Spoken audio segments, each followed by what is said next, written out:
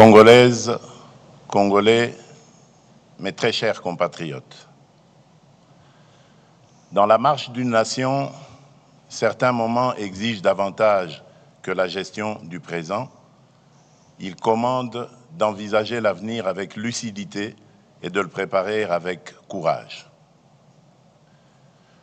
Lorsque les défis mettent à l'épreuve notre unité et notre destin collectif, nous devons savoir transcender nos clivages habituels, rassembler nos forces et transformer l'épreuve en une occasion de renouveau.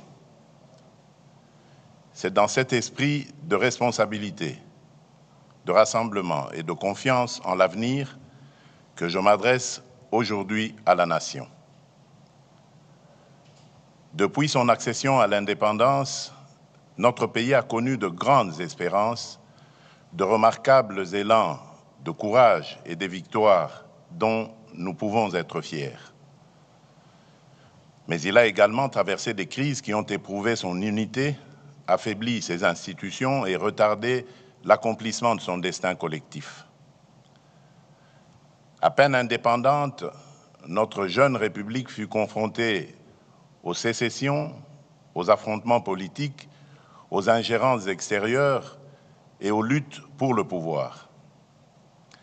Vinrent ensuite les longues années de forte concentration du pouvoir, les convulsions d'une transition difficile, les guerres successives, les violences communautaires, l'affaiblissement de l'autorité de l'État et la prédation de nos ressources.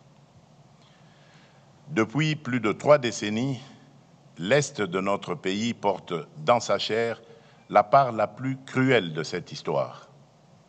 30 ans, ce n'est plus une crise passagère, c'est une génération entière qui est décimée. Des enfants sont nés sous le bruit des armes, ont grandi dans l'insécurité et sont devenus à leur tour les parents d'enfants qui n'ont jamais connu une paix véritable. Cela se passe dans notre pays. Des millions de nos compatriotes ont été tués, déplacés ou contraints à l'exil. Des femmes ont subi l'indicible. Des familles ont été dispersées, des villages détruits et des communautés autrefois unies dressées les unes contre les autres. Des richesses qui auraient dû financer nos écoles, nos hôpitaux, nos routes et notre développement ont alimenté la guerre, la contrebande et la criminalité transnationale.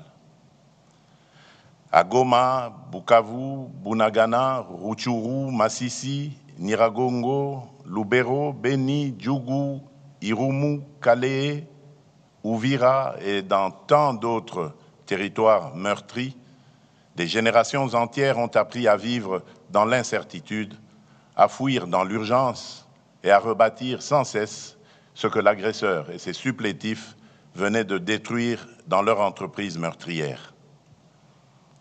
Pourtant, hier comme aujourd'hui, notre peuple a toujours résisté. Il a résisté par son courage, par sa foi et par son indéfectible attachement à l'unité nationale, porté par une conviction profondément enracinée, à savoir, malgré les épreuves, nous demeurons une seule nation, unie par une même communauté de destin. Car la République démocratique du Congo n'a jamais cessé de vivre dans le cœur de ses filles et de ses fils. C'est précisément cette fidélité à la République qui, chaque fois que la souveraineté, l'intégrité du territoire, l'unité nationale, la paix civile ou la stabilité des institutions étaient menacées, a conduit les Congolais à se retrouver autour d'une même table. Face aux armes, aux divisions et aux blessures de l'histoire, nous avons toujours su chercher, par la parole, le chemin du compromis.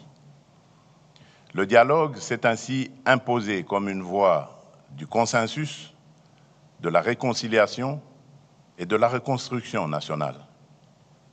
Nous avons connu des tables rondes, des conférences, des concertations, des forums et des négociations. Certains de ces processus ont empêché notre pays de sombrer davantage. D'autres ont permis de restaurer les institutions, d'organiser des transitions, de mettre fin à des affrontements ou de rouvrir la voie démocratique. La conférence nationale souveraine a porté une puissante aspiration à la démocratisation et à la vérité dans la gestion de l'État. Le dialogue intercongolais de Sun City a contribué à réunifier les institutions après des années de guerre et de partition de fait du territoire national. D'autres rencontres ont permis d'apaiser les tensions et de rapprocher des positions que tout semblait opposer. Ces processus ont produit des accords, des résolutions et des engagements importants. Pourtant, malgré ces avancées, les crises ont ressurgi, les blessures se sont rouvertes, de nouveaux groupes armés sont apparus, les tensions foncières et identitaires se sont aggravées et les réformes engagées n'ont pas toujours rendu l'État suffisamment présent et efficace dans la vie quotidienne de nos populations. Une question s'impose donc à notre conscience nationale. Pourquoi, 66 ans après l'indépendance, notre pays reste-t-il confronté aux mêmes fragilités, aux mêmes fractures et au retour régulier des mêmes crises? Pourquoi tant d'accords n'ont-ils pas encore produit une paix durable et irréversible? La réponse à cette interrogation ne réside ni dans la condamnation d'un camp, ni dans la mise en accusation d'une communauté ou d'une génération. Elle se trouve dans des fragilités plus profondes que nous devons examiner avec lucidité. La première est que nous avons trop souvent répondu aux crises par le partage du pouvoir plutôt que par la consolidation de l'État. Nous avons réparti les fonctions et les responsabilités sans transformer suffisamment les institutions appelées à survivre aux hommes et aux circonstances. Or, un arrangement politique peut être remis en cause. Seule une institution forte, légitime et durable protège la République dans le temps. La deuxième est que nombre de ces processus sont demeurés concentrés entre acteurs politiques dans des espaces éloignés des réalités quotidiennes de nos populations.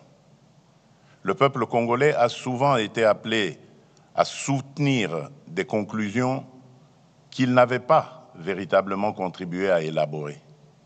Pourtant, aucun accord ne peut durer s'il n'est pas compris, approprié et défendu par la nation elle-même.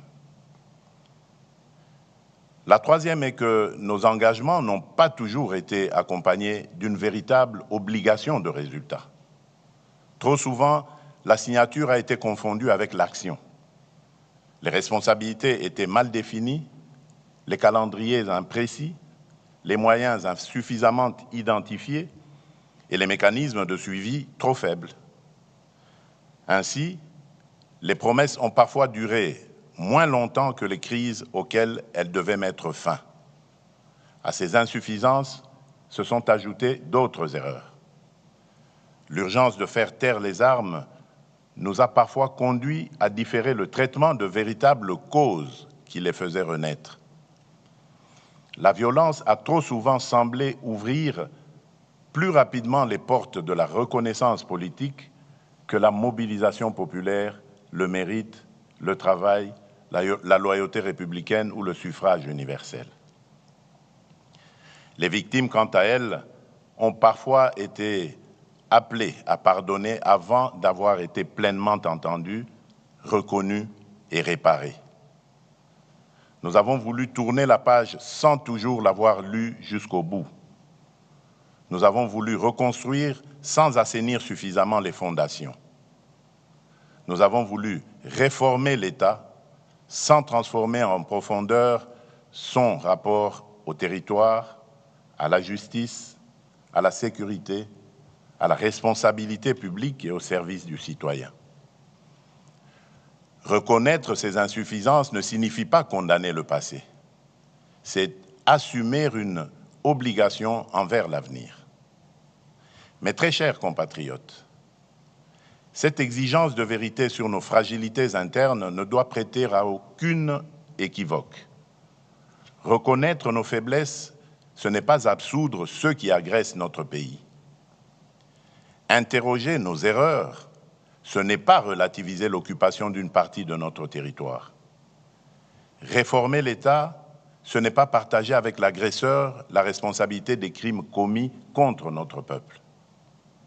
Aucune cause, aucune revendication, aucune blessure, aussi réelle soit-elle, ne peut justifier que l'on ouvre les portes de la maison commune à ceux qui viennent la piller, l'occuper et meurtrir ses enfants. La République démocratique du Congo est victime d'une agression. Il ne s'agit ni d'une opinion, ni d'une thèse défendue par Kinshasa, mais d'un constat établi par les instances internationales compétentes et consacré par les résolutions 2773 et 2808 du Conseil de sécurité des Nations Unies. Le droit international a clairement qualifié les faits. Des forces étrangères occupent illégalement une partie de notre territoire, tandis que des groupes armés y sèment la violence, imposent des administrations parallèles et pillent nos ressources. Notre position est claire et demeure inflexible. Nous exigeons le retrait complet, effectif et vérifiable de toutes les forces étrangères non invitées. La cessation de tout soutien politique, militaire, financier ou logistique aux groupes armés.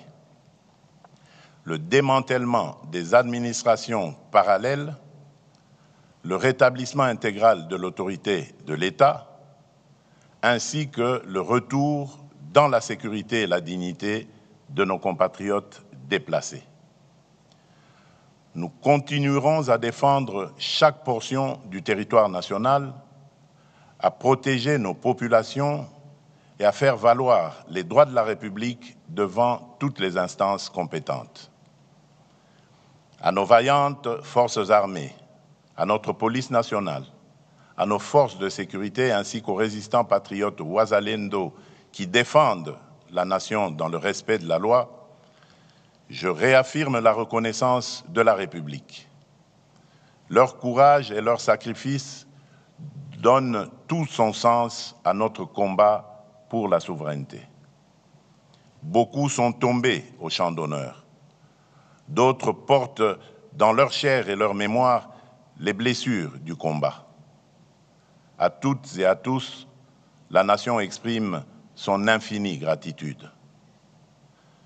Mes très chers compatriotes, depuis mon accession à la magistrature suprême, j'ai fait le choix de l'ouverture, de la consolidation de l'état de droit et du retour de la République démocratique du Congo au cœur des dynamiques régionales et internationales.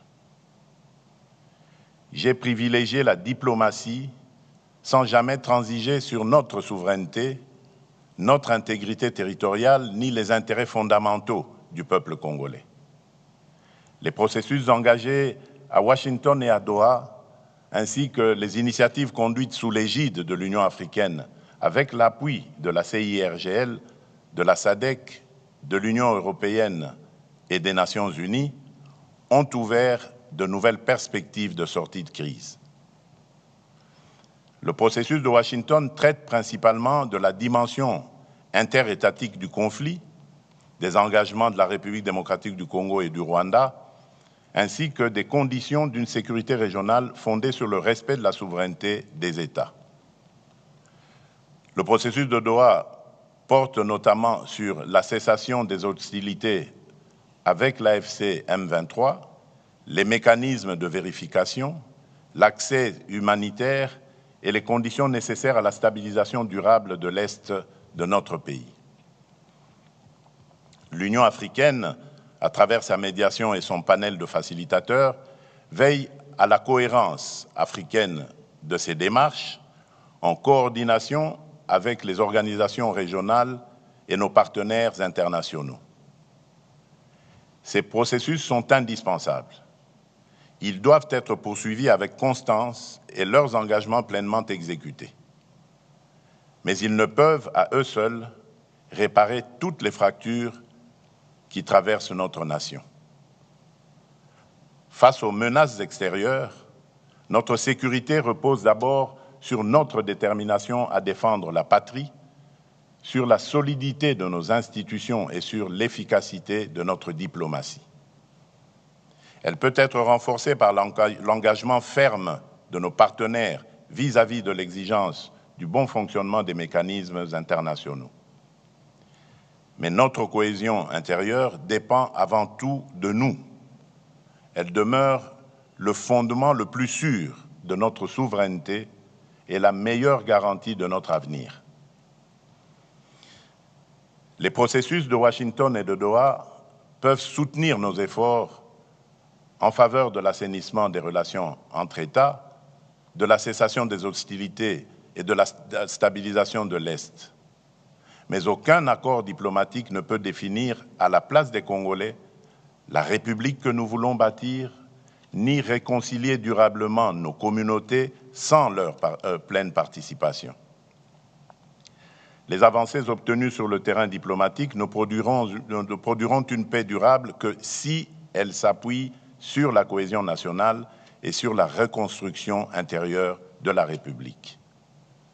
C'est pourquoi, après avoir consulté les institutions de la République, les forces politiques et sociales, les confessions religieuses, les autorités coutumières, les milieux scientifiques, plusieurs personnalités de notre pays ainsi que certains de mes pairs de la sous-région, j'ai décidé de convoquer le dialogue national pour la paix, la cohésion et la refondation de l'État.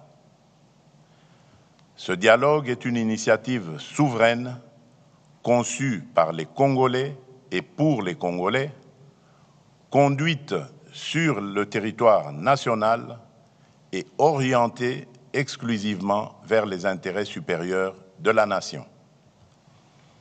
Il réunira les filles et les fils de notre pays autour d'un impératif qui dépasse nos personnes, nos partis et nos ambitions, à savoir défendre la République, consolider la paix, préserver l'unité nationale et protéger nos intérêts stratégiques. Il ne constituera ni une négociation avec l'agresseur ou ses supplétifs, ni un moyen détourné de remettre en cause le choix souverain du peuple exprimé par les urnes en 2023.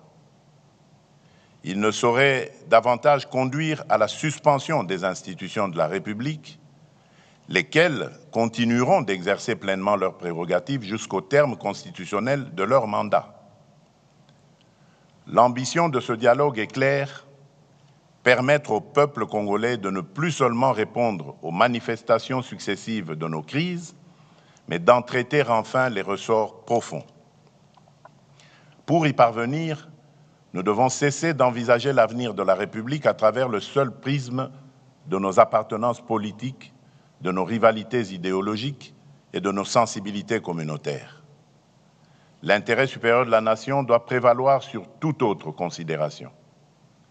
La République nous précède, nous dépasse et nous survivra. La cohésion nationale à laquelle nous aspirons ne commande ni l'effacement de nos divergences, ni la renonciation à la pluralité démocratique.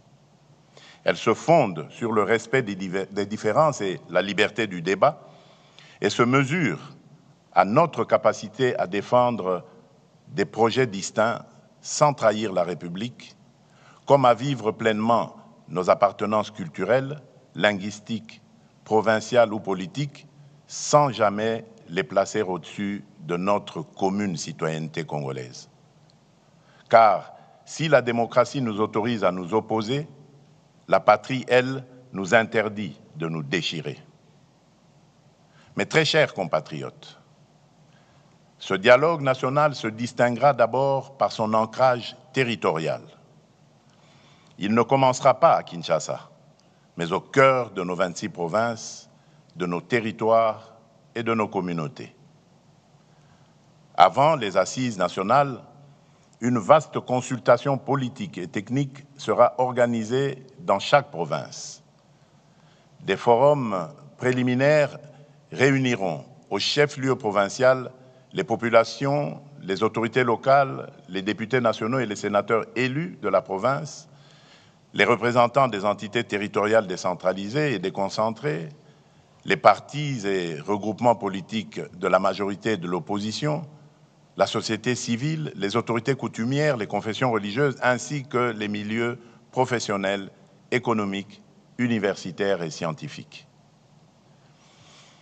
Chaque province établira en toute franchise son propre diagnostic, les causes de l'insécurité, les conflits fonciers et coutumiers, les tensions communautaires, les insuffisances administratives, les inégalités, les obstacles au développement et les réformes jugées nécessaires.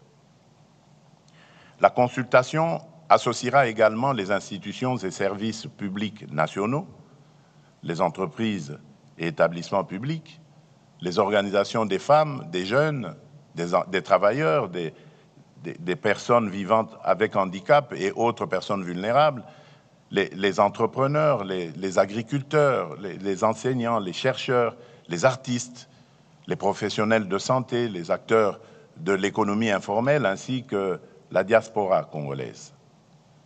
Chaque entité consultée formulera ses priorités et ses propositions. L'ensemble de ces contributions sera consolidé dans un document de synthèse nationale qui constituera le socle des travaux et garantira l'ancrage populaire des assises nationales. Ainsi, les assises de Kinshasa ne seront pas le point de départ du dialogue, mais l'aboutissement d'une parole recueillie à travers tout le pays. Le peuple congolais ne sera pas appelé à entériner les conclusions d'une négociation menée sans lui. Il sera la source, la conscience et le véritable auteur de ce processus. Les assises nationales réuniront des délégués reflétant la diversité politique, institutionnelle, sociale, territoriale et culturelle de la nation. Ce dialogue ne sera la priorité d'aucun parti, d'aucune institution, d'aucune confession religieuse, d'aucune personnalité ni d'aucune majorité politique.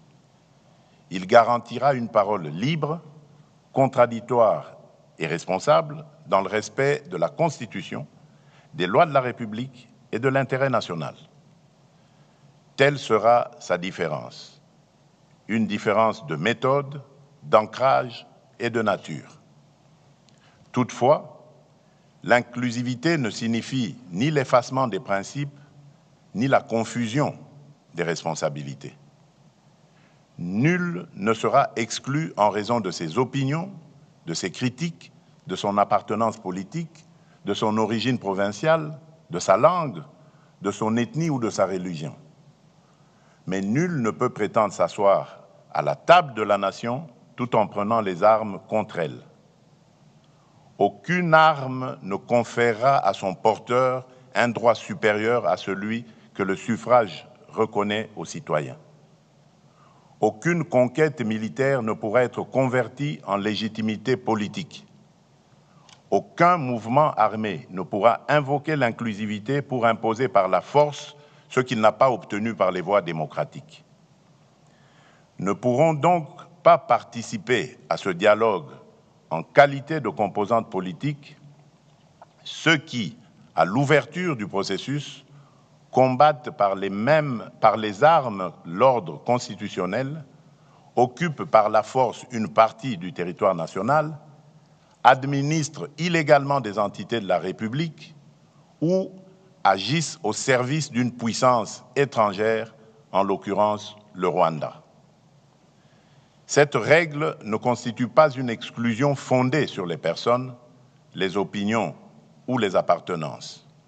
Elle exprime la réprobation de la nation à l'égard de ceux qui mènent la guerre contre la République, ses institutions et ses citoyens, tout en revendiquant les droits attachés à la vie démocratique. Le processus de Doha demeure le cadre approprié pour traiter avec l'AFC M23 des questions relatives à la cessation des hostilités, au désengagement, au cantonnement, au désarmement et aux autres modalités directement liées au conflit. Le dialogue national ne se substituera pas à ce processus. Il ne deviendra pas davantage une voie parallèle permettant d'obtenir par les armes ce que la démocratie et l'ordre constitutionnel n'ont pas accordé. Une voie de réintégration au sein de la communauté nationale restera néanmoins ouverte à ceux qui, à titre individuel, renonceront de manière sincère et vérifiable à leur engagement armé et à toute forme de violence et qui condamneront sans équivoque l'agression dont notre pays est victime.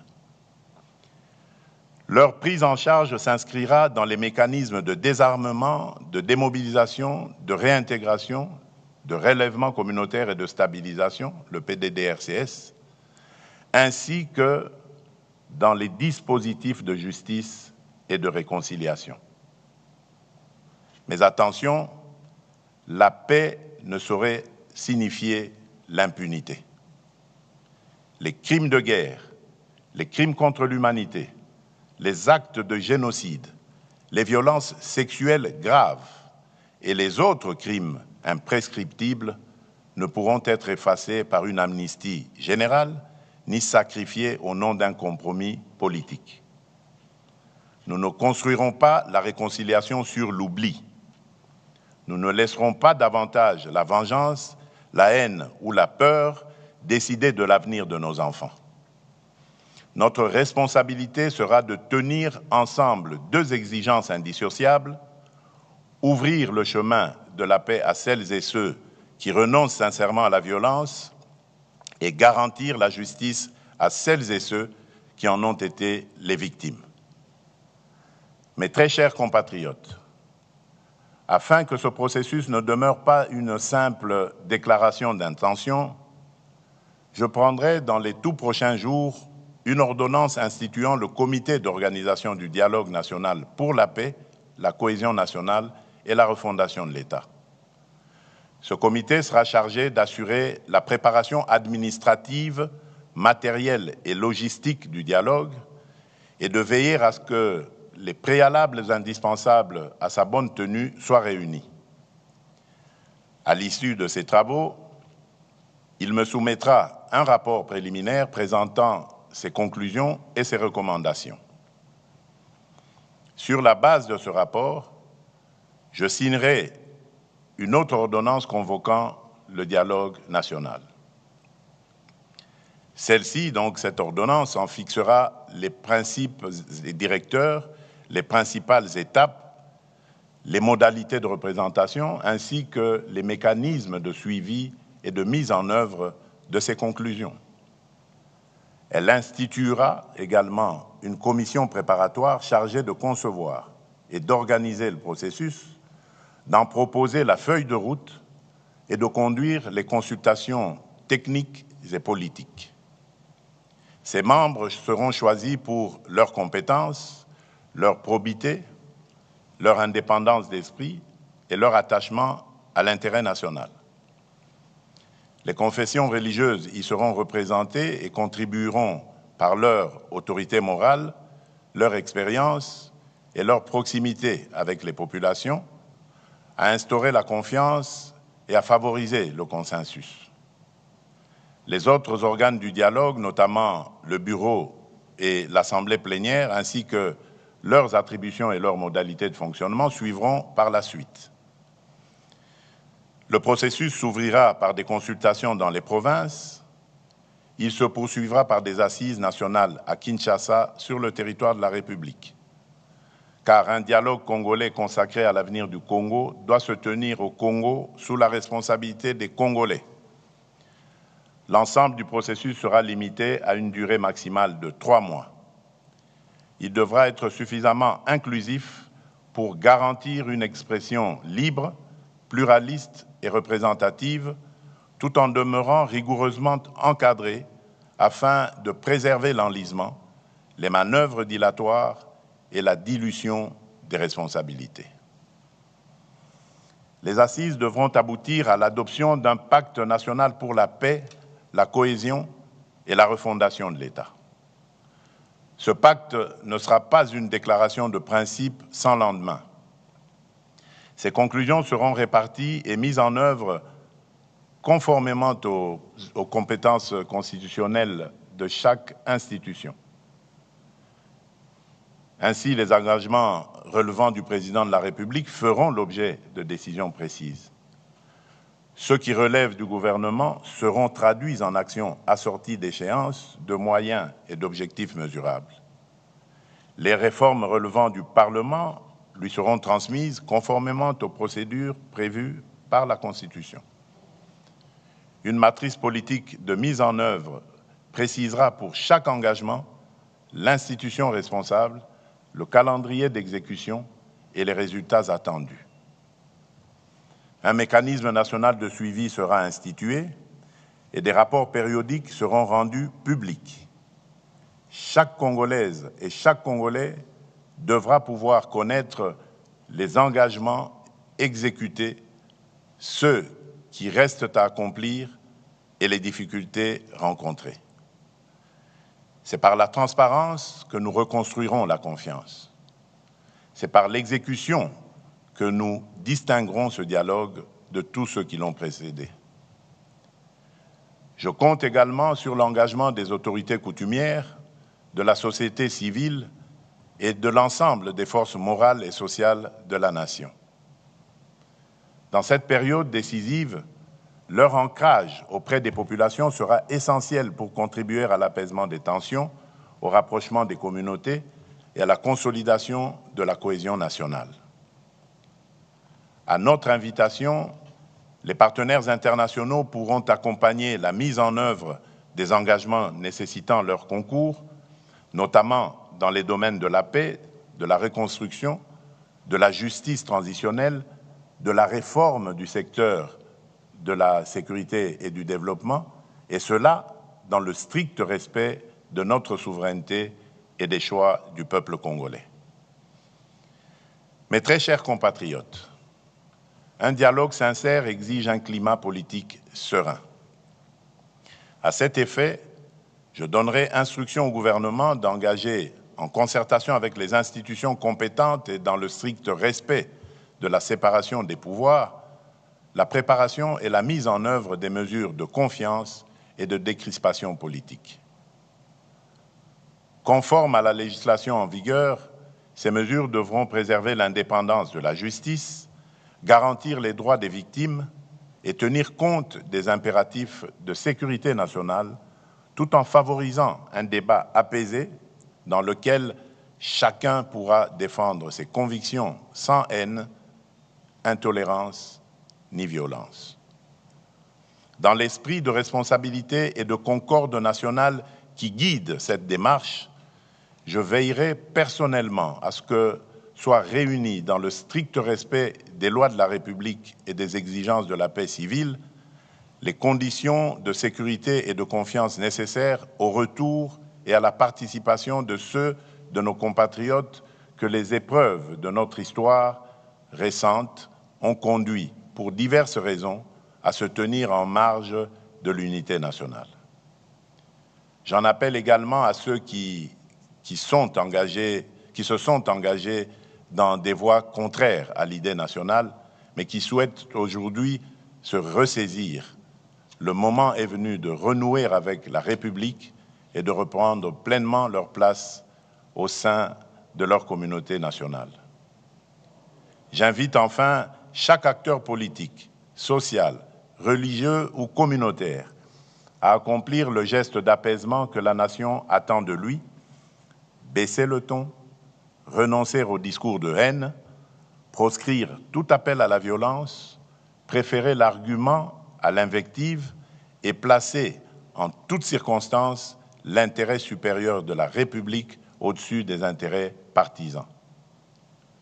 Congolaises, Congolais, mes très chers compatriotes, l'heure n'est plus aux postures stériles. L'heure n'est plus aux querelles de préséance ni aux fractures entretenues au détriment du peuple. L'heure est au sursaut, à l'unité et à l'action.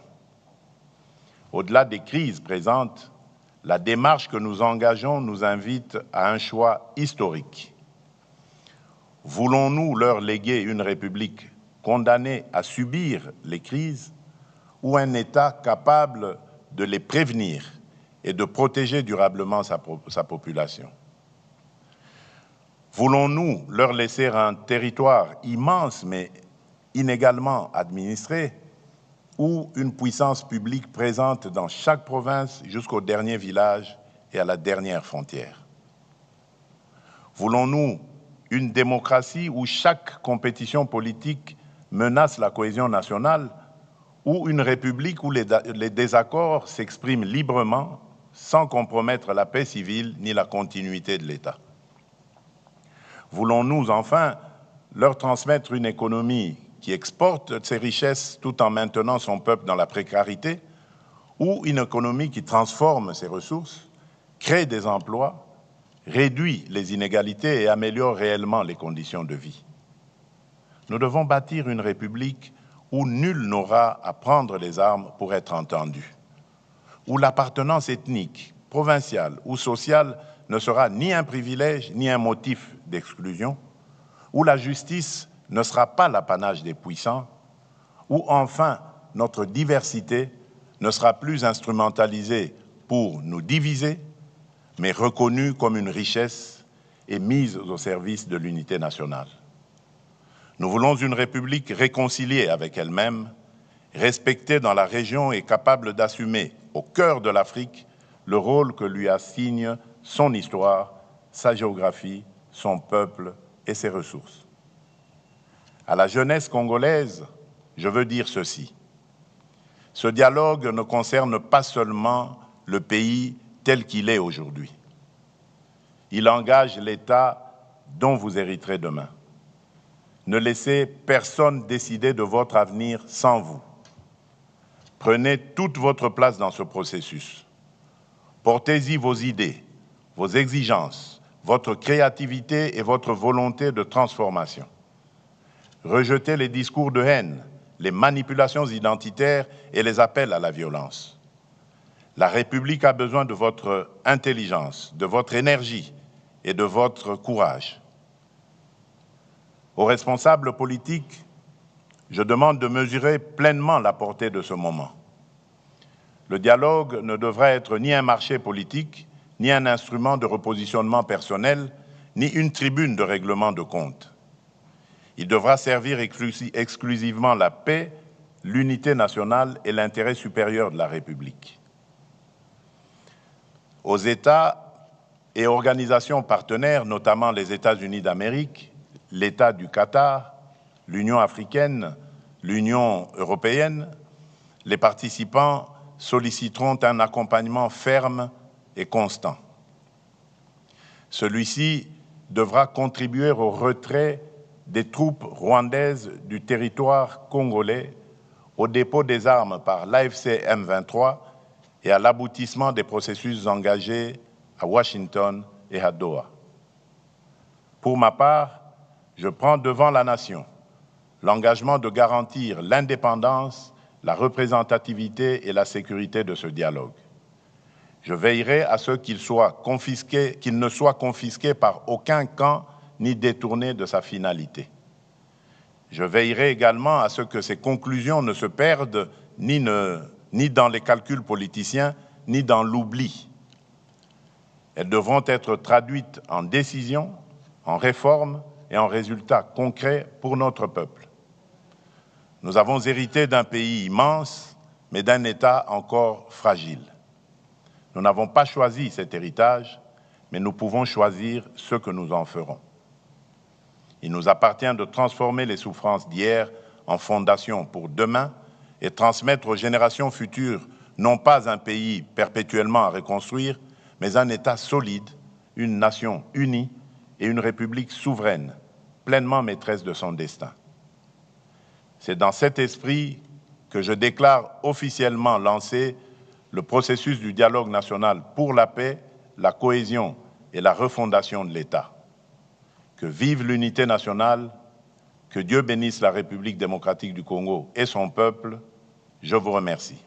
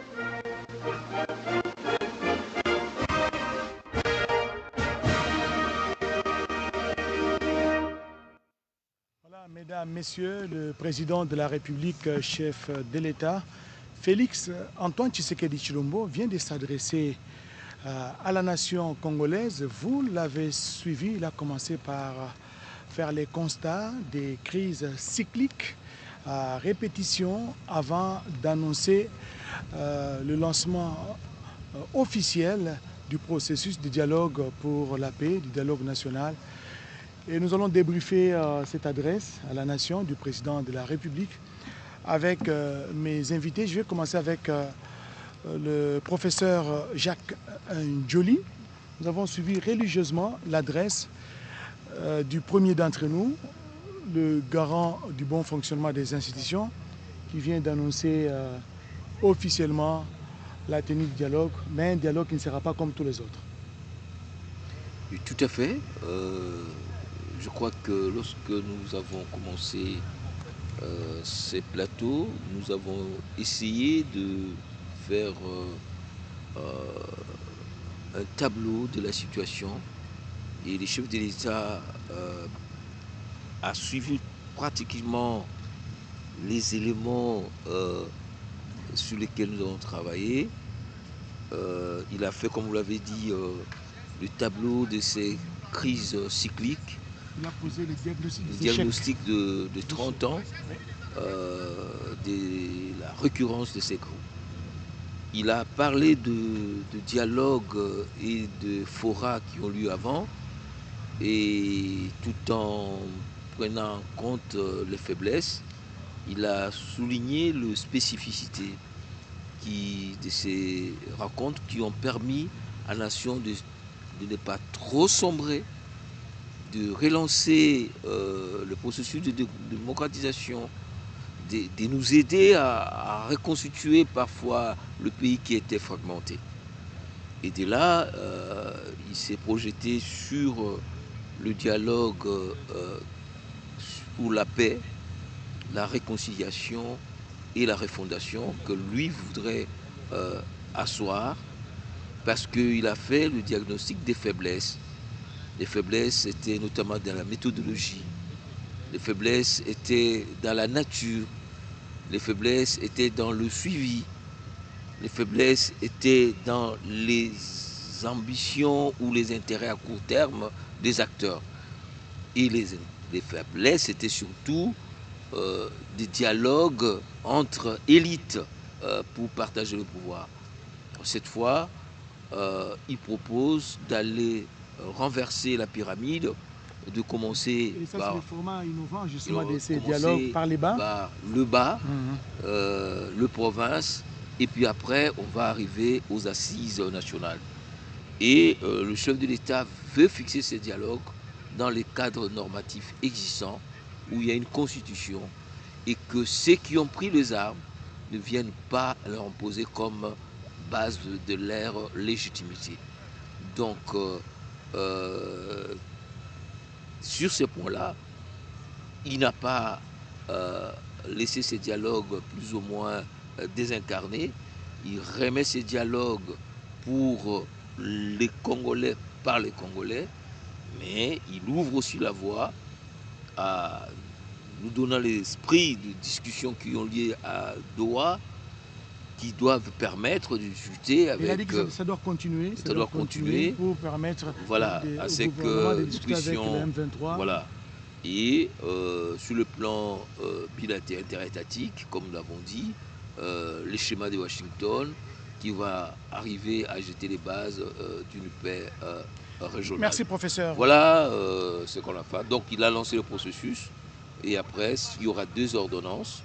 Une ordonnance pour convoquer et une ordonnance puis fixer le cadre organique. Dans le cadre organique avec les comités d'organisation, avec des hommes intègres d'une probité morale non présentés. Christian Moulik, je voudrais qu'on revienne sur les formats de ces dialogues. Le chef de l'État a dit que ça doit commencer d'abord dans les territoires, dans les provinces, et les conclusions qui seront, ou les diagnostics qui seront posés dans ces provinces seront par la suite amenés ici à Kinshasa pour une mise en commun. Votre analyse? Effectivement, le président a voulu avoir, le professeur l'a rappelé, inverser la pyramide pour avoir un dialogue qui part par le bas. par le peuple et qui ne soit pas otage uniquement des enjeux des acteurs politiques.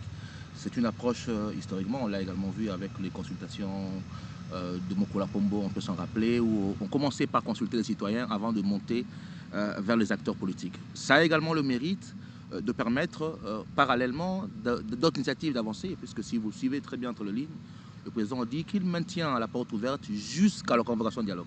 Ça veut dire que c'est un timing également qui permet de maintenir à côté d'autres initiatives, que ce soit Doha, Washington, ou même pour certains de revenir sur la voie du dialogue. Donc c'est un échéance de temps qui peut également servir à préparer les conditions de confiance détente pour avoir les assises de Kinshasa. Professeur Jacques Njoli, vous êtes professeur de droit. Le chef de l'État parlait des critères stricts d'inclusivité et les refus de l'impunité.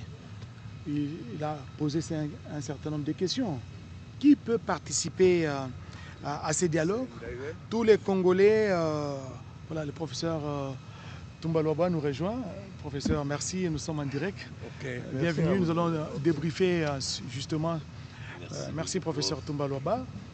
Vous avez été le secrétaire général, vous avez travaillé dans le processus, le mécanisme national de suivi de l'accord GATT d'Addis Abeba. On va revenir à vous, mais nous revenons d'abord sur les critères stricts d'inclusivité et les refus de l'impunité.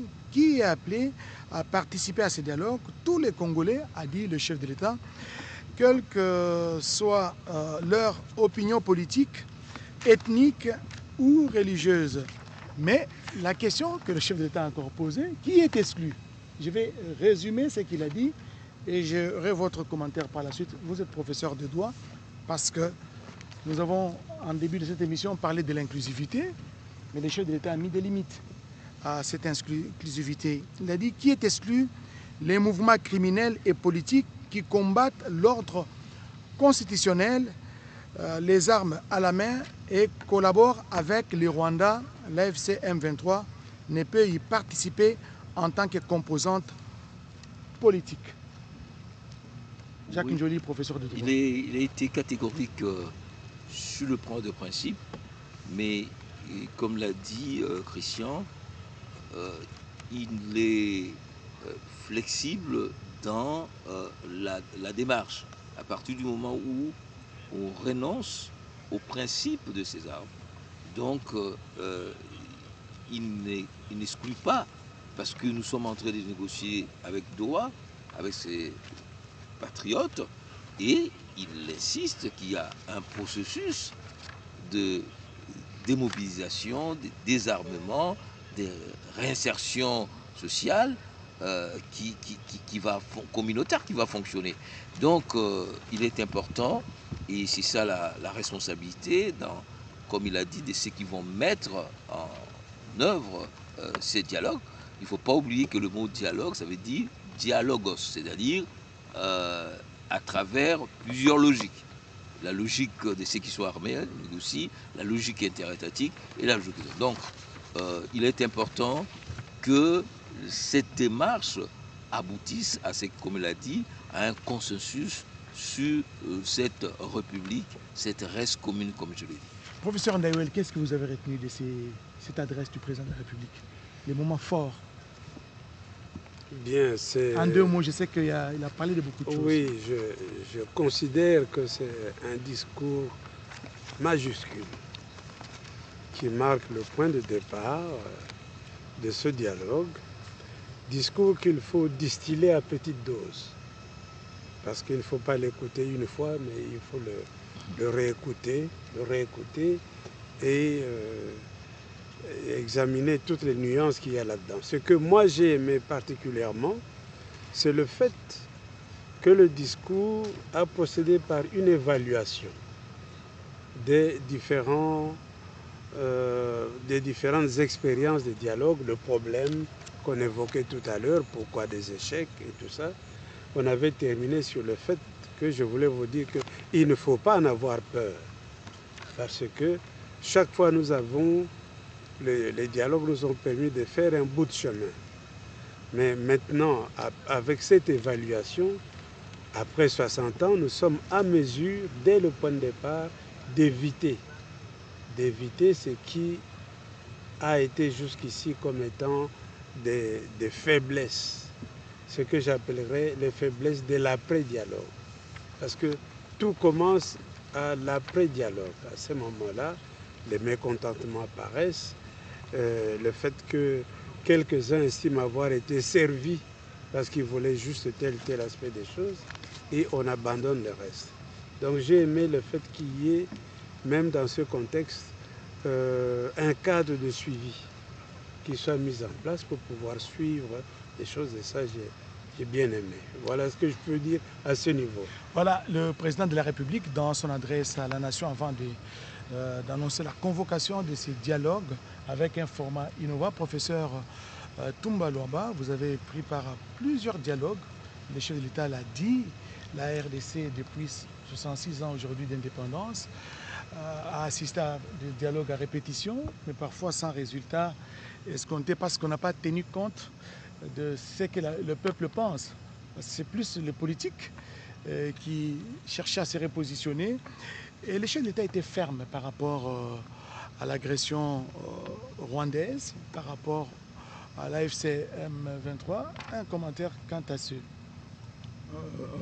En ce qui concerne les propos du chef de l'État, j'ai beaucoup apprécié l'esprit d'ouverture, mais aussi de fermeté. Ouverture parce qu'il s'agit de faire participer tous les segments et toutes les composantes de la société, de la nation. J'ai beaucoup apprécié, vous savez, il est le champion de l'Union africaine pour la masculinité positive. Il a insisté sur la participation des femmes et des jeunes qui constituent l'avenir de demain. Parce que ce dialogue, vous allez y trouver des hommes de 60, de 70, de 80, surtout de 90, ainsi de suite. Mais le Congo de demain, ce sont ceux qui ont 20 ans. C'est la jeunesse. Il a lancé un appel à la jeunesse. Donc il faut préparer, baliser la voie pour un Congo meilleur pour notre jeunesse. Et pour nous, il s'agit de nos petits-enfants maintenant. Ensuite, moi je ne pense pas qu'il y a eu exclusion. Le chef de l'État a demandé plutôt que ceux qui veulent participer au dialogue puissent respecter les principes fondamentaux de l'État. Il est garant de la nation. Il a cité la souveraineté, l'intégrité territoriale, l'indépendance, ne pas être soumis à une puissance étrangère, la justice. Et vous avez fait référence au fait que j'étais secrétaire général du gouvernement après Sun City. C'est pour la participé à Sun City 1+4. Mais je voudrais beaucoup plus insister sur mon rôle comme secrétaire exécutif de la CIRGL de janvier 2012 à avril-juin 2016, où j'ai pu participer aux négociations avec le M23 dans sa première version.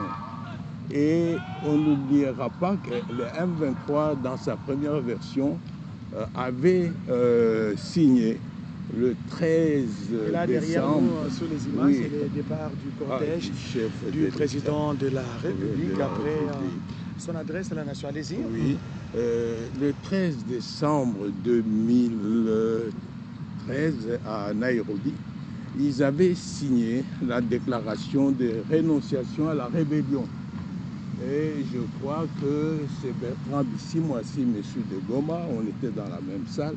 Il sait bien qu'ils avaient signé cette rénonciation-là et de se transformer en parti politique pour participer à la vie nationale. Donc si on peut dire ceux qui n'ont pas respecté leur parole, c'est clair, la M23 n'a pas respecté sa parole. Pour renoncer, ils sont encore revenus pour des raisons qui leur sont propres. Donc le chef de l'État a raison de dire ceux qui prennent les armes, ils doivent, s'ils renoncent aux armes, n'est-ce pas? Bon, ils pourront participer. Mais un professeur Toumba Luaba qui dit dialogue, dit concession. Hein? Oui. Il y aura des concessions que les partis en présence vont se faire. Mais le chef de l'État a dit pas d'amnistie pour les crimes graves, les crimes de guerre, les crimes contre l'humanité et les violences sexuelles qui ne seront pas effacées au nom du compromis politique. Oui, le chef de l'État l'a dit. Vous avez signalé tout à l'heure que le professeur Njoli est juriste, professeur de droit, et même le professeur Ndaïwel suit beaucoup ces questions de violences extrêmes. C'est la loi internationale, c'est le droit international qui dit que ces crimes-là sont imprescriptibles. Ils ne peuvent pas faire l'objet d'une amnistie. Donc, si nous ne voulons pas répéter les erreurs du passé, on amnistie, ils reviennent, ils recommettent les mêmes crimes. Il faut qu'à un moment qu'on sache que non, c'est impardonnable, c'est imprescriptible. Et c'est d'ailleurs le fait qu'on a un peu oublié cela, qu'on a ouvert les portes, que ceux qui avaient commis des crimes dans le passé se sont parfois retrouvés au gouvernement, se sont parfois retrouvés à l'Assemblée nationale, au Parlement, qui a fait qu'on n'a pas pu mettre en place le tribunal international pour le Congo. Ça, je vous l'ai dit, ils étaient sérieusement opposés. Tout ce qui avait fait partie de ces composantes militaires, entités militaires et tout ça, ils n'ont pas voulu de ce tribunal international pour le Congo. C'est une des causes. Voilà, le président de la République, chef de l'État, venait de s'exprimer. Vous, peut-être qui n'avez pas eu le temps de suivre l'intégralité de cette adresse, nous sommes en train de débriefer, de résumer pratiquement, de prendre quelques points, n'est-ce pas, de son allocution. Le chef de l'État a commencé par un constat, dresser un constat notamment sur la tradition du dialogue, qui est une tradition pratiquement africaine et congolaise. Face à ces drames, les Congolais ont toujours, le chef de l'État l'a souligné, ont toujours privilégié la parole. Le professeur Isidore Ndaïwel a parlé de la conférence nationale souveraine. Nous avons évoqué Sun City, le chef de l'État l'a dit aussi. Cependant, des accords ont été signés, mais n'ont pas empêché la résurgence de la crise, professeur Isidore. Qu'est-ce qui atteste que cette fois-ci, nous sommes sur la bonne voie? Je pense que l'essentiel, relève de notre vouloir et entendre le chef de l'État, lui, est décidé. Il faut que l'ensemble de la population, la classe politique, ait cette volonté. Il faut que nous soyons tous animés de ce que j'appellerais l'optimisme de la volonté. Il ne faut pas dire oui, mais est-ce que ça ne va pas rater comme les autres fois? Non. Mais dans l'intitulé du dialogue, ce que j'ai bien aimé, c'est le concept de la refondation de l'État. La refondation de l'État. Alors, ça veut dire quoi? Ça veut dire quittons nos petits problèmes. Est-ce qu'un tel sera là ou ne sera pas là? Est-ce que, etc. Non. Parlons de la refondation de l'État. D'ailleurs, quand on écoute les discussions, on a l'impression que la classe politique, la vie politique congolaise se limite à 2-3 personnes, 4 personnes. Est-ce qu'un tel, oui, peut-être tel autre, mais quand même. Mais nous avons une classe politique extrêmement importante, une population très diversifiée. Ça aussi, l'insistance sur la diversité. Nous avons une diaspora importante avec des personnalités et même politiques potentielles qui peuvent maintenant s'investir dans leur pays d'origine. Donc, je pense que l'essentiel, c'est la refondation de l'État. Alors, faisons tous l'effort de quitter, comme nous avons l'habitude de le voir ces derniers temps dans les réseaux sociaux, les petits débats liés à des problèmes ou des questions nombrilistes dans tel ou tel cas. Maintenant, vraiment, il faut voir les choses en grand. Donc, voir l'intérêt supérieur de la nation. L'intérêt supérieur de la nation et l'avenir de la nation. C'est ce que j'ai retenu et je voudrais bien, d'ailleurs, que nous nous inscrivions tous dans cette logique-là. Voilà, professeur Isidore Ndaïwel, le chef de l'État a parlé. Et la question maintenant, elle est aujourd'hui vidée sur les lieux où va se tenir ce dialogue national. Le président de la République a martelé, il a insisté que ce dialogue se tiendra en République démocratique du Congo avec une fenêtre ouverte pour ces dignes fils du pays ceux-là qui voudraient revenir à la raison, de venir y participer. Et le format, le chef de l'État a insisté, il a parlé également du format. Et comment vous expliquez, parce que ça commence au niveau du bas, professeur Toumba Luaba, tout commence d'abord au niveau des chefs-lieux de province, des territoires, et puis les conclusions à venir à Kinshasa pour une synthèse. J'ai beaucoup apprécié cette démarche-là où on part de la base pour arriver au sommet. Parce ça ne va pas tirer les choses en longueur? Non, vous savez, il y a beaucoup de politiciens et des chefs coutumiers d'ailleurs aussi à Kinshasa qui n'ont plus mis les pieds dans leur terroir et qui prétendent toujours parler au nom du peuple. Non, allons écouter les attentes profondes de notre population. Les 80% sont sans doute à l'intérieur et le développement, ça part de là. Mais le problème qui est là, et que moi je crains toujours, et je ne sais pas comment on va faire pour éviter le parasitage du bas, de la base, par les politiciens de Kinshasa. Parce qu'ils ont une grande capacité de manipulation. Il faudrait qu'on puisse permettre à la base le choix autonome de ses délégués, de ses représentants, et qu'ils nous donnent ses aspirations profondes. Non pas quelqu'un qui habite ici à Kinshasa, à Limete, ou à Binza, ou à je ne sais où, qui vient vous dire, moi, ma base, la véritable base. Oui, la véritable base. Dans l'arrière-pays, dans le territoire. Oui. Pas ceux qui viennent nous faire des déclarations à la télévision, ma base m'a dit que, et tout ça, non. Allons à la véritable base. Maintenant, qui iront consulter cette base-là? Parce que s'ils partent de Kinshasa, bon, il faudra choisir des gens neutres aussi, mais il faudra que la base parle d'elle-même et de ses problèmes. Et non pas que les gens de Kinshasa aillent là-bas, consulter la base et mettre dans la bouche de la base leurs préoccupations à eux. C'est ce qu'on dit souvent. Voilà, merci professeur Toumba Luaba. Nous recevons le ministre de la Communication et Médias, porte-parole du gouvernement Patrick Mouyaya Katembwe, qui a suivi avec nous ici au Palais de la Nation l'adresse du président de la République, chef de l'État, convoquant justement ces dialogues, les dialogues tant attendus par des milliers de Congolais pour les retours de la paix. Première question, qu'est-ce que vous avez retenu, vous, en tant que porte-parole? Parce que la plupart du temps, dans les briefings, les journalistes nécessitent de vous poser des questions sur le format de ces dialogues, qui va y participer. Aujourd'hui, les choses sont tirées au clair. Je crois que d'abord, c'est un jour historique. Parce que si vous avez bien suivi le président de la République, il va au-delà de la demande de la paix, de la demande de la cohésion. Il parle de la refondation de l'État. Ça veut dire qu'au-delà des crises auxquelles nous faisons face aujourd'hui, mais pour la plupart des crises, l'historien est à votre droite, c'est des crises qui remontent. Ce sont les mêmes crises qui sont récurrentes pratiquement depuis l'indépendance. Et ici, le président de la République veut offrir l'occasion aux Congolais, partout où ils se trouvent, de contribuer à l'idée de voir comment nous reconstruisons la paix, comment nous renforçons la cohésion nationale et comment nous contribuons tous à la refondation de l'État.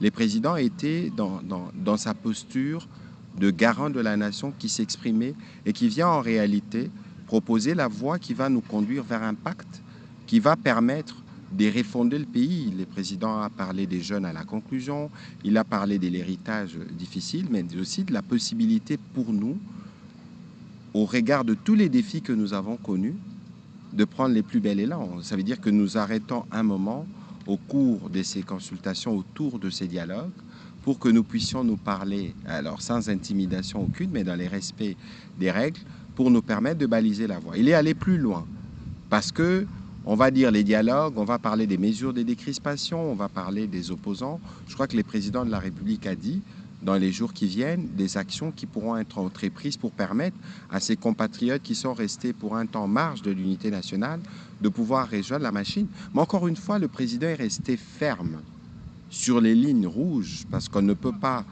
ouvrir la porte pour que ceux qui veulent attaquer la maison commune puissent arriver.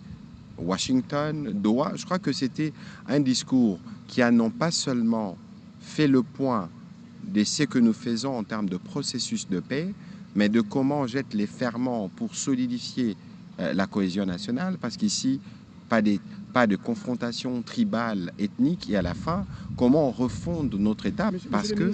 Excusez-moi de vous interrompre, mais alors comment garantir que ce nouveau dialogue ne se transforme pas en un Sun City bis avec les mêmes logiques de partage du pouvoir? Le président, il en est lui-même les garants, peut-être parce qu'il a dit dans le discours, on ne peut pas aller dans le dialogue, et lorsque nous terminons, nous regardons d'abord la question de l'individu, et on sacrifie peut-être l'essentiel qui est ailleurs. C'est pour ça que ces cycles des violences, de crises, se font à répétition, peut-être parce qu'on peut poser les bons diagnostics, mais au moment de remède, on n'amène pas tout ce qu'il faut. Et ces dialogues, c'est une nouvelle occasion qui nous est offerte. Nous, tous les Congolais, le président a dit, dialogue.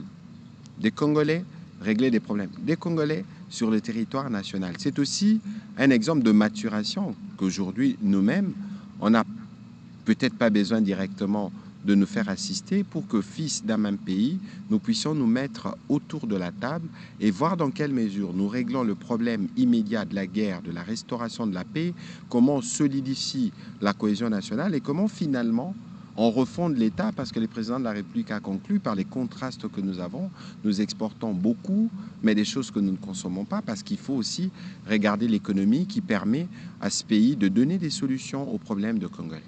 Le chef de l'État a parlé de garanties pour l'application, de conclusion de ces dialogues. Il a annoncé qu'il va prendre 2 ordonnances. Professeur Ndewen, c'est pour légitimer l'équipe qui va travailler?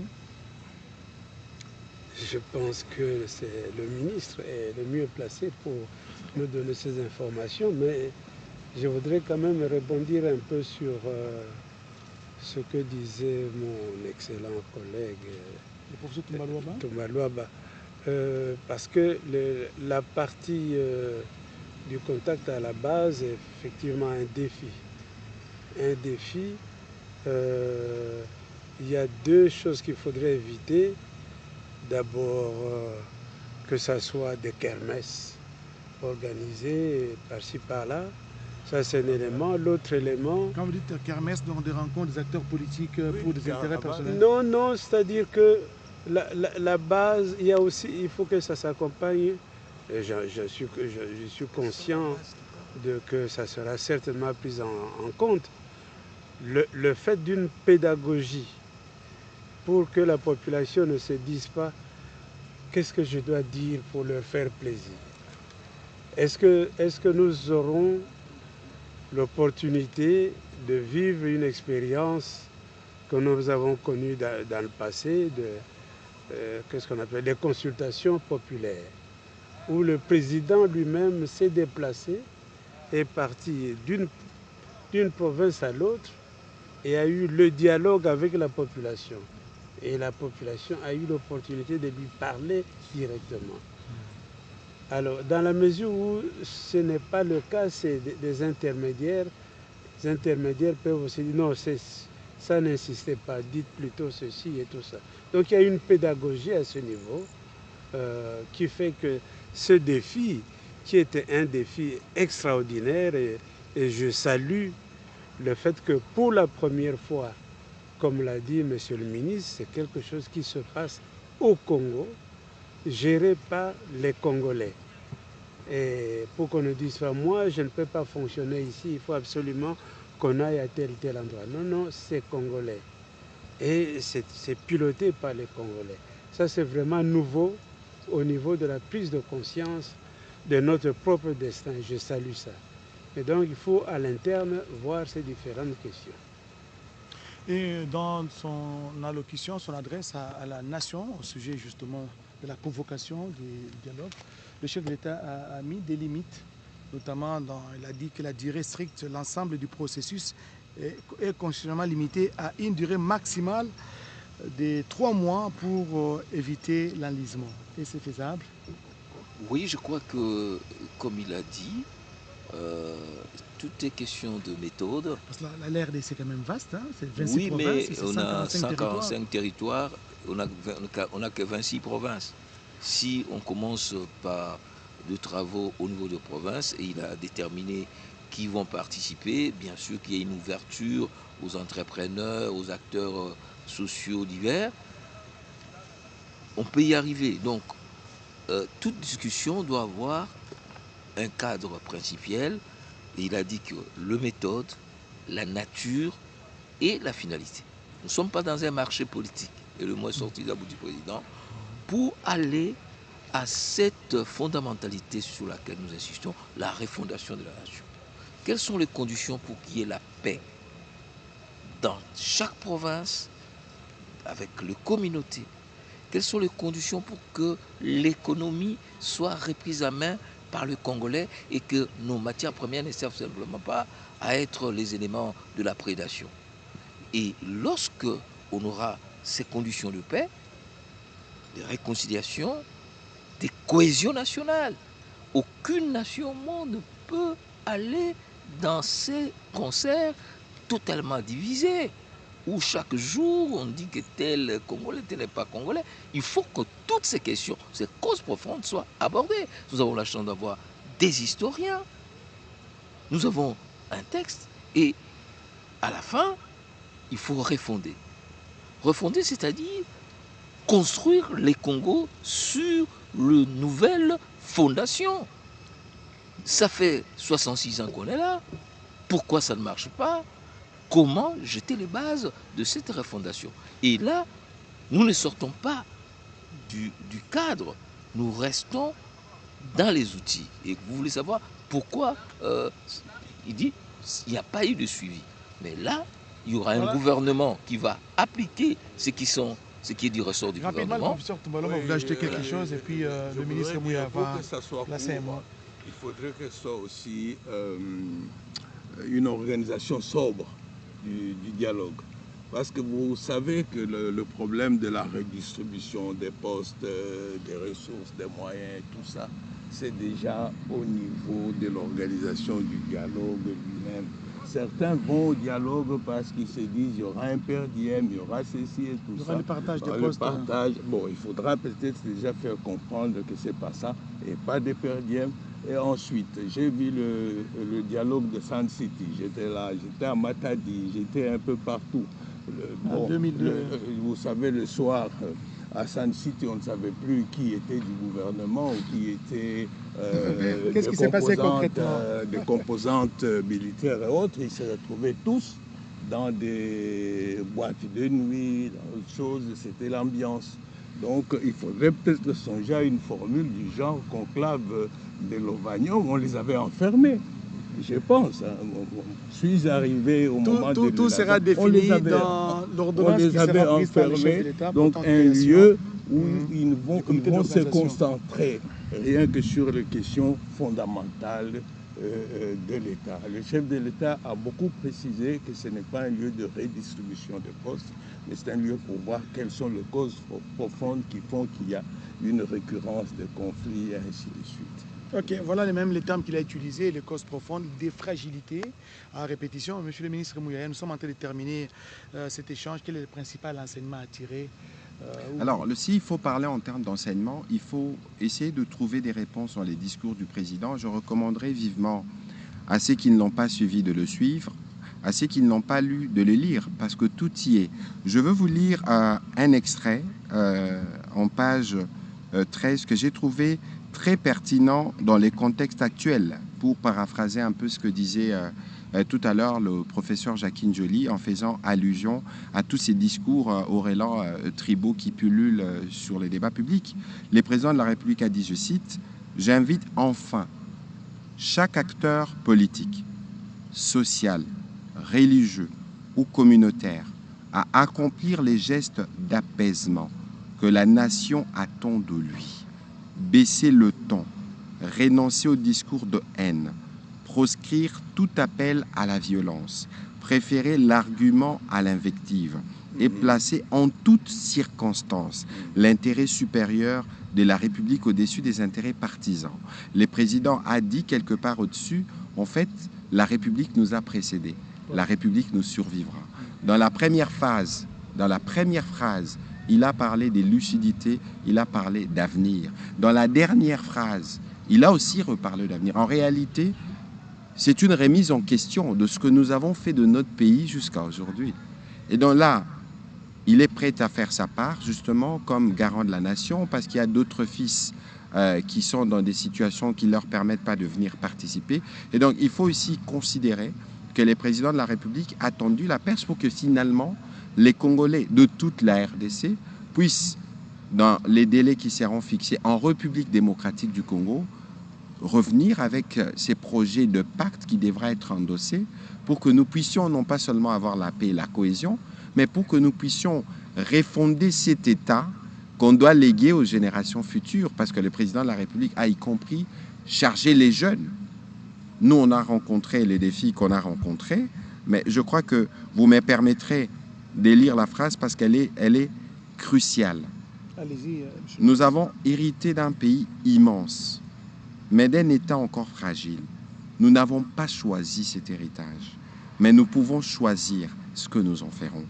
Il nous appartient de transformer les souffrances d'hier en fondation pour demain et de transmettre aux générations futures non pas un pays perpétuellement à reconstruire, mais un État solide, une nation unie et une république souveraine, pleinement maîtresse de son destin. Et donc quand vous regardez, et c'est la phrase qui précède les lancements officiels du processus du dialogue, c'est tout dire justement de la volonté du président de la République de saisir ces moments pour que nous tous Congolais, nous puissions, dans un élan de sursaut, nous réapproprier en fait, parce que le pays il est grand, le pays il a tout, mais pourquoi le pays n'a jamais donné des solutions aux problèmes de Congolais? Pourquoi on n'a pas réussi encore? Et donc là, je crois que les uns les autres, dans les rôles qui sont les leurs, doivent se remettre à l'évidence dès ce soir pour que nous puissions nous inscrire dans cette dynamique qui requiert d'une part une prédisposition de cœur en termes d'apaisement, mais qui requiert aussi, et il faut insister dessus, le patriotisme, l'amour du Congo, pour que nous ne puissions pas constamment donner des primes à ceux qui prennent des armes pour venir brûler la maison commune. Nous aurons encore le temps de revenir évidemment pour donner davantage de détails de l'esprit de ce que le président de la République a voulu partager à son peuple ce soir. Voilà, monsieur le ministre, nous aurons le temps dans des tribunes encore plus spécialisées pour débriefer, décrypter le message à la nation, l'adresse à la nation du président de la République convoquant justement ces processus de dialogue. Merci professeur Toumba Louaba, merci d'être venu, merci au ministre Patrick Mouyaya. Merci. Merci au professeur de droit Jacques Ndioli. La République nous précède, nous dépasse et nous survivra. Je ne sais pas ce que le professeur Dayuel va dire, si la République nous précède. En tous les cas, merci beaucoup de nous avoir invités, de nous avoir associés à cet événement historique. Le professeur Toumba Louaba m'en voudra si je ne lui accorde pas la parole. Merci beaucoup. Entendre le président de la République parler, ça m'a rappelé beaucoup le fameux discours de John Kennedy qui disait ne vous demandez pas ce que la nation doit faire pour vous, mais demandez-vous d'abord, demandez-vous ce que vous devez faire pour la nation. Le problème du Congo depuis 1960 jusqu'à ce jour, c'est que sa classe politique, ses intellectuels, ses dirigeants, se demandent toujours d'abord qu'est-ce que je peux tirer de la nation, qu'est-ce que je peux avoir comme profit de la nation, au lieu de se dire qu'est-ce que moi je peux faire pour que ma nation aille de l'avant, soit meilleure. Et ça me rappelle Lumumba, qui a fait son discours de l'indépendance ici. Hein, l'avenir ici même, bien sûr. L'avenir du Congo sera beau et grand. Et le président, il y a l'optimisme qui traverse bien sûr. Le discours. Il nous dit si nous nous mettons ensemble, si nous travaillons ensemble, s'il y a la cohésion, la réconciliation, nous ferons de ce Congo un grand et beau pays. Et nous, nous parlons maintenant, c'est pour l'avenir, pour nos petits-enfants. Et nous parlons pour l'avenir, sommes là. justement. Merci beaucoup, professeur Toumbaloba. Merci à tous les intervenants. Merci. Merci surtout à vous tous qui nous avez suivis à travers le pays et le monde. Rendez-vous pour le dialogue. D'abord, les préalables. Le chef de l'État a annoncé. Là, il va prendre 2 ordonnances, et notamment pourtant mis sur pied d'un comité d'organisation. C'est vraiment des garanties pour la tenue de ces dialogues. Merci, excellente soirée à tous. On se retrouve prochainement. Merci. Merci bien.